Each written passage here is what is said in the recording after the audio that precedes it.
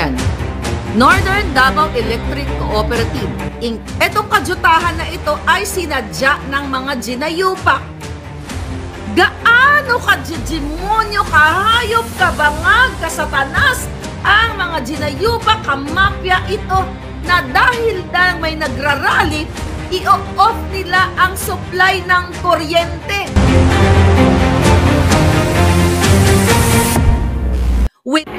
Ito ang Wow Trending. Rally ng mga maisog sa Davao del Norte, sinabotahe, blackout sa Tagum at 4 na oras na sinuspindi ang flight. Biyahe papuntang Davao, nagkataon lang ba o sinadya? Sa rally ng mga maisog sa Davao, umabot ng 34,000 viewers ang nanood sa live ng SMNI. Hindi pa kasama ang mga viewers sa ibang mga vloggers na nag-stream din ng live sa rally ng mga maisog. Para hindi matuloy ang rally ng mga maisog sa Davao del Norte, sinuspindi nila ang gobernador na si Edwin Hubahib, pero hindi sila nagtagumpay dahil ito ang kuha ng rally sa mga maisog kagabi. Nanggigil si Maharlika dahil sa ginawa ng administrasyong bangag. Ayon pa nga kay Maharlika na manhid ka ba kuting ni hindi nga. Umabot ng 15,000 viewers ang nanood sa live mo. Kapag ikaw ay nagla-live, ginamit pa ninyo ang pera ng taong bayan para mamigay ng pera sa AIX. Kasumpa-sumpa ang gobyernong ito. Kahit pa i-brown out ninyo ang rally, merong mga generator halos lahat ng mga building dyan. That's why BBM was treated like tai sa White House. Kung ang Prime Minister ng Japan, bongga ang pa-welcome ni Uncle Sam kay BBM, pinapirma pa sa loob ng logbook, no state dinner, no 19 guns salute, and upon arrival, only meet by another corrupt Romualdez. Kawawa ang Pilipinas sa Yukoting Marcos Jr. Hindi mo na kailangang i-drug test pa, resign ka na lang kaagad. Gusto na nga ng mga tao na lumabas na ang mga polboronic sa Malacanang dahil sa harap-harapang panloloko sa taong bayan na sunod-sunod na panalo ng loto at marami pang iba na hindi pa binabalita ng mainstream media. Kaya ang galit na mga netizen, ito ang kanilang komento. Lalong ginagalit nila ang taong bayan. Pag pumutok, delikado. Grabe na ang ginagawa ng BBM administration. Kumilos na tayo. Mga nagmamahal sa bansa, walang mangyayari kung hindi tayo kikilos. End of Marcoses, Araneta, and Romualdez era in Philippine politics. Never, never, never to Marcoses again. Bilisan na po natin, taong bayan. Dapat na mapatalsik na yung mga bangag bago pa mahuli ang lahat. Shout out Maharlika from UK. Lagi po kitang pinapanood. Mabuhay ka. At merong nag-e-expose ng kasamaan, Marcos. Never again to Marcos. Nakakasuka. Lalo lang nilang pinatunayan kung anong klaseng gobyerno sila. Ang loyalista. Sana bumitaw na sa suporta nila. Panahon na ngayon para sa bansa. Mulat na ang mga Pilipino ngayon. Lalo na ang pinagagawa ng mga gobyernong ito. Di na dapat baliwalain ang mga taong bayan. Wake up, Pilipino. Nakakaiyak sa awa at galit ang nararamdaman ko. Hanggang kailan tayo magtitiis? Di na ito. Ano ang nangyari? 1 hour ago ay nag-post sila. Ito po, mga kababayan. Yan. Northern Davao Electric Cooperative Incorporated. Basahin ko. Okay, basahin nyo muna. O, ayan. Right? Basahin ko ng bongga-bongga. NGCP unscheduled power interruption affecting Nordeco. April 14, 2024. At 11:30 a.m. kanina dyan, NGCP Tagum line tripped off. Ongoing line survey is conducted by NGCP crew. Etong kadyutahan na ito ay sinadya ng mga ginayupak para mainitan, mawala ng power supply ang Tagum area. Gaano ka-demonyo, kahayop, kabangag, kasatanas ang mga ginayupak, kamapya ito na dahil may nagrarally, i-off nila ang supply ng kuryente without thinking na mayroong nagninebulize na mga bata na may asthma at mga matatanda. Mayroong nagbe-ventilator Maaapektuhan ang mga ospital. Ito yung example ko kanina. Maapektuhan ang negosyo ng mga taga Davao kung sila ay gumagamit ng, well, lahat gumagamit ng kuryente. Imagine nyo kung ilang milyon ang pipinsalain ng kabyotahang kabangagan ng gobyernong ito dahil galit sila at ayaw nilang mag-rally, which is nasa konstitusyon natin, nasa Bill of Rights ang freedom to assemble. Pero dahil diktador, demonyo, lahat itong mga ginayupak na ito, hindi nila inalintanang gorgorin ang power supply para lang hindi matuloy o pahirapan ang mga nagrarally sa maisog. Ibig sabihin, mga kababayan, kung ganito ang presidente ninyo, ganito sila Dameyong Pulboronic, wala silang puso, walang habag dahil hindi nila inisip, mga kababayan, ang mga taong nasa ospital, ang mga taong nagtatrabaho na ma-stop nila o ma-delay nila o mapinsala nila ang negosyo. Ibig sabihin, mga palangga, okay? Ang ibig sabihin nito, mga kababayan, ayaw nilang marinig ang tingog, ang aton mga tingog, na the only hope, the only weapon we have is our voice. At gusto nilang supilin, patayin ang mikropono, patayin ang sound system, gorgorin ang electric power para mainitan kayo. Dahil mainit ngayon sa Pilipinas, para maatake sa puso yung mga taong nandoon na gusto lang nilang i-express ang kanilang freedom to assemble, freedom of speech, na constitutional rights nga ng taong bayan, pero dahil bangag ang mga hinayupak, wala silang pakialam. Basahin natin ulit, mga palangga. Pero, ito, sabi ng hinayupak, nabasa ko na ba lahat? Ay, hindi pa pala, galit ako eh. At 11:30 a.m., NGCP Tagum line tripped off. Ongoing line surveys conducted by NGCP crew. Affected areas, whole area of Tagum City, portion of Mako o Mako, how do you pronounce it? Mako, Pingi, Iho, Dumlam, Lapu-Lapu, and Libay-Libay. Please be informed that this interruption is not the intention and beyond the control of Nordeco. Tanginan nyo, very defensive. Ang bubobo talaga na mabuha ka ng... Alam nyo, pag bangag talaga eh. Bangag talaga eh. You know? Defensive kayo. Ano to, nagkataon lang? Sinorpresa nyo, tanggalin si Governor Rubaib, tapos nagpa-repair kayo ng asfalto sa runway, ngayon ayaw nyong pagsaingin o paglutuin ang mga tao dyan sa Kapitolyo kasi gusto nyo silang magutom, gusto nyo silang mahirapan. Ano ang kuryente ang papatayin nyo? Baka mamaya ang susunod, cloud seeding naman. Magpapaulan kayo, baka hindi na tubig ang papaulan ninyo, baka makakagurgur na sa mga taong nandiyan dyan.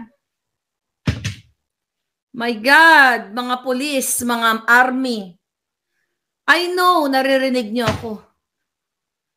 Kailan kayo po, I will still respect you people, mga army, kasi alam ko hindi kayo, kukunti lang ang bulok sa inyo. Majority is may puso pa rin para sa Pilipino. Mga generals na hindi makaik ngayon, I know na hindi kayo masamang tao. I know you love your country. Mga pulis, marami akong kaibigan, mga asawa nila, kamag-anak na pulis. I know you work so hard for your people, for your country, for your family. Papayag ba kayo na pinamumunuan kayo ng mga bangag? Nagpa-asfalto ng runway, tinanggal si Governor, ayaw paglutuin sa Kapitolyo, ngayon papatayin ng kuryente. Sabi ko nga, next cloud seeding? Pauulanin? Para magkasakit ang mga tao? Mga kababayan, paus ako. Sigaw-sigaw kasi ako eh. Galit ako eh.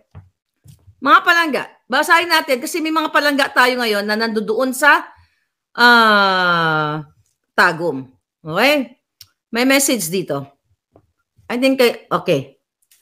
Brown out and no water. This time is 12:06 p.m.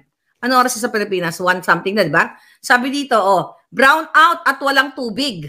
Mahina, nag-uusap si tong palangga ko, may kinakausap siya doon sa Tagum. Mahina yung water supply. Kailangan ng electricity para sa water pump. See, affected. Okay? Notice from Northern Davao Electric Cooperative. Yun nga yung binasa ko kanina. Excuse me. Okay? Hanggang kailan ito? Okay, sabi ng usap, just now. Grabe, sobra. Sobra na ang pagigipit nila. Dictatorship na ang nangyayari sa ating bayan. Mga palangga. Grabe ang kahayupan ng gobyernong ito. Okay? Tingnan natin mga message. Hi Z, how are you palangga? Nanonood si palangga ngayon. Sabi dito, Jutang Jinines, palangga Maharlika, grabe na ang ginagawa ng gobyerno ni Kuting. Kaya ang sagot ko nga, oh my God. Ngayon mga kababayan. Okay. Ano gagawin nyo ngayon? Imagine nyo, inatasan o inutusan ng Marcos Jr. galing sa Office of the President na ang mga department head ng munisipyo, ng Kapitolyo, ng Davao ay hindi pwedeng pumunta sa rally or else what? Tataniman ng kaso o tatanggalin o katulad ang magiging kapalaran kay Governor Hubahib. Talaga bang papayagan nyo to? Ha, Pilipino? Masaya kayo sa ganito? Natutuwa kayo? Kayo, men and women in uniform? Kayo, mga taong nasa gobyerno? Kayong mga Pilipino, lahat, OFW, saan man kayo? Papayagan nyo to na magtuloy-tuloy to hanggang Pasko? Na kapag trip nila, papatay nila yung kuryente kahit may mga taong nakaasa sa kuryente, nagbi-ventilator? Alam niyo naman sa atin, ang init-init, papatayin ng kuryente kayo, buong Tagum? Baka nga may nangamatay na ngayon dahil sa sobrang init. Pati ospital, tatpatayin niyo ng kuryente. Kasi when you say buong Tagum, lahat damay, mga ospital, hotel, lahat. Kasi hindi naman pwede nilang patayin lang yung venue ng Maisog Rally. Kasi obvious na obvious. So gagawa sila na kunwari, sabi nga nila, hindi daw to intention, papatayan ng mga, sabi ko nga kanina, ilang milyon o maybe billions ang mawawala sa mga negosyante. O dun sa mga nasa palengke. Nasa simple mga karinderya. Di ba? Mainit. Imagine mo tong hayop na Kuting na ito. Tapos ang utos gawin lahat ng paraan ng mga PNP. Alam ko yung mga PNP doon, napipilitan lang sila. You know what? Kayo mga kapulisan, mga kusunduluhan, kung kayo lahat ay hindi susunod sa isang bangag, alangan tanggalin kayong lahat. Sino matitira? If I were you, hindi kayo susunod sa isang bangag na si Lagdameo. Dahil siya ay kasabwat ni Lisa, ni Marcos Jr., mga jutang Jinines mga yan, mga gonggong. Kasi nga, nilalamon na ng polvoron ang kanilang mga neurons. Wala na silang billions of neurons, tungaw na lang ang naiwan sa kanilang mga utak. Tungaw. At ang tungaw ay mabaho. Kaya yan ang nakalagay sa jutak nila. Wala nang natira kasi bangag na. Kaya tignan nyo, ibabala kayo sa giyera. Police, military, sa tingin nyo ba pag hindi nyo sinunod ang bangag, tatanggalin kayo? Hindi kayo tatanggalin. Pag lahat kayo ay mag-resist sa isang bangag na nag-utos sa inyo. Tama ba na huwag nyong patawirin o huwag nyong papasukin ang mga taong nakamotor more than 1 or 2 or 3 o isang jeep? Malay mo, mag-excursion lang sila. Buha ka ng Jimenez nyo. Kung nakaka-jotay lang itong stick na ito, tumba na kayong lahat. Lahat na lang. Okay? Lahat na lang, lahat ng facility ngayon ayaw ipagamit. Yun na nga, classic na pinakamalupit na example ay gugurgurin ang kuryente. O ginurgur na nga mga kapalangga. Ito ay sobrang kabangagan. May taga-Tagum ba dito? Palangga, kumusta kayo dyan sa Tagum? May taga-Tagum ba dito? Pinatutunayan lang yan. Nakahayupan sa bansa ang ginagawa ng gobyernong ito, sabi ni Josa. Pinatay na nila, sabi ni Champi. Ginurgur na. Baka si Tatay Digong nagpunta. Pupunta si Pangulo Duterte, nandoon. Pupunta siya doon. Hakbang ng Maisog versus hakbang ng Bangag, sabi ni Den Scorpion. Nasa Tagum ka, Arman, kumusta dyan? Hoy Marcos, hindi sa inyo ang Pilipinas, sabi ni Palangga. Okay, sabi ni Rainy. Exactly, mga kababayan. Tagum? So, mga kababayan, paulit-ulit ko sa inyo, si Lisa, magnanakaw, walang hiya, nagpanalo ng loto, 222 million, tapos wala lang kayong gagawin. Loan better, sila lang. At ang ipapresent sa inyo, litrato na kunyari nanalo galing sa clothing company, okay pa rin sa inyo. Si Lisa nang kikidnap ng bata. Kidnapper yung buwaka ng Genemis na yan. Kasabwat sa pulburon, sa smuggling lahat. Ang mukha niya kung gaano kasama, ganun din kasama ang pinagagawa niya. Ang mga anak ni Kuting, nagpa-party. Noong isang gabi lang, may party na naman sila sa Goldenberg Mansion. Nag-inuman na naman ng mga buwaka ng ina. Yung mga anak ni Marcos Jr., lahat ng mga bangag din ng kaibigan, iniimbita dyan sa Malacanang gamit ang pera ng bayan. Si Lisa nagpa-party sa mga nagsusupply sa kanya ng pulburon din na mga jokla, mga jokling na designers dyan na nagkikiskipay sa kanya para kumamkam ng pera at tagabigay sa kanya ng what? Tagasalugsog ng giti niya. Yan ang ginagawa. Si Marcos Jr. at si Lisa Tanas, maya-maya na umaatid sa concert at pa-travel-travel lang. Tapos kayo, anong gagawin nyo? Tuloy lang ang buhay? Tapos maya-maya, sabi ko nga, baka babangbangin na lang kayo. Madyotay na lang kayo, wala na tayong magawa yan. Binibigay ko sa inyo ang desisyon. Military, PNP, binibigay ko sa inyo ang desisyon. Kung gusto nyo ng bangag na bangag, hanggang 2028, wala tayong magawa dyan. O gusto nyo magpakabangag na lang kayo lahat. Di ba? Para masakyan nyo yung trip nila. Ulitin natin. First quarter pa lang, ang 5.6 trillion budget, trillion pesos budget na disburse na. Hindi ka magtataka? 83% of the national budget na bakit ganun? First quarter pa lang. Anong ibig sabihin yan? Baka nga yung budget na yun, binitbit na nila, papuntang Amerika, o yung iba doon, nung pumunta sila sa Europa, at na-deposito na. Tandaan ninyo, kahit bitbitin ni Lisa ang mga paldo-paldong dollar bill sa eroplano, pwede nilang bitbitin. Kahit pulburon pa bitbitin, kahit bangkay pa na nagpatiwakal dyan, na dinarantado ni Lisa na PSG, kaya nilang bitbitin ang ginorgor na bangkay o whatever nang hindi sila makakalaboso dahil sa kanilang immunity. So, ibig sabihin, kung sakali si Lisa ay 10 ang ginorgor at binitbit sa eroplano at ihagis dito sa kung saan man, okay, na bakanting lote ng Amerika o bakanting lote ng Europa, pwede nilang gawin. So, ibig sabihin, kung yung mga nananalong loan better, hindi maimbestigahan ni Pimentel at ni Tulfo na puro kaletsyahan ng mga jutang genes na mga yan. Ibig sabihin, posible na bitbit nila ang pera ninyo. Lahat pera ng bayan para sa i-deposito o itago, ikalat sa kanilang mga dummy friends, dummy people, dummy account. At goodbye, my love. Tapos kayo, uutuin na naman. Kung pauuto kayo o bubudol-budol kayo, papabudol na lang kayo. You have to get up. Kayong lalo na kayong mga military. Imagine nyo, kayo ang umaharap sa giyera. Kayo ang umaharap sa mga kaguluhan. Kayo ang nagbubuwis ng buhay. Kayo ang unang sinasalang. Ang huli na lang dyan, yung mga civilian. Diba? Sila ang huling namamatay, pero kayo frontliner kayo. Pag inutusan kayo ni Kuting, sige, laban kayo doon. Wala kayong choice kung di lalaban kayo. Pero kung mag-speak up kayo at magsama-sama kayo, may choice kayo.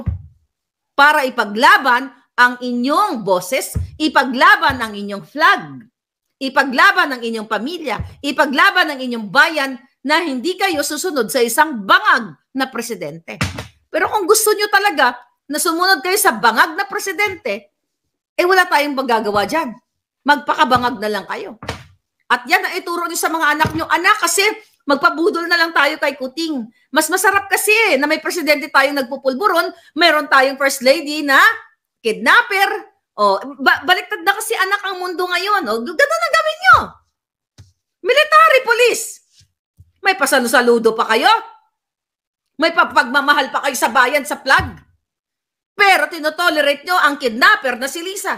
Kayo dyan sa AFP, ISAP, alam nyo na si Lisa ay kidnapper. Yes, inaakusahan ko siya. Kasi gusto kong kasuhan niya ako. Gusto kong kasuhan ako ni Lisa para maipresent kong ebidensya ng lahat ng pagiging kasabwat niya sa kidnapping o extraction. Para ma-present namin din sa Pilipinas. Pupunta tayo sa UN. Pupunta tayo dito sa Amerika. Di ba, Lisa, best friend mo, sabi mo? Malakas ka kay Lolo Biden? Ngayon, kung gusto nyo ng kidnapper, hindi na si Lisa ang kidnapper, pati si Marcos Jr. Magkasabwat sila eh. Ginamit nila ang power to kidnap the minor children. Dahil kasabwat nila ang tatay ng mga bata sa kanilang illegalities. Magtatanong kayo ng ebidensya? Ipalabas natin? No. Let Lisa file a case against me so we can present dito at nang maipakita natin ang lahat ng kanyang pakikipagsabwatan. You, police, may mga itlog pa ba kayo? Mga military, may mga bayag pa ba kayo? Akala ko ba handa kayong mamatay? Sumusumpa kayo. Ang mamatay ng dahil sa'yo. Diba? May pakanta-kanta kayo every flag ceremony.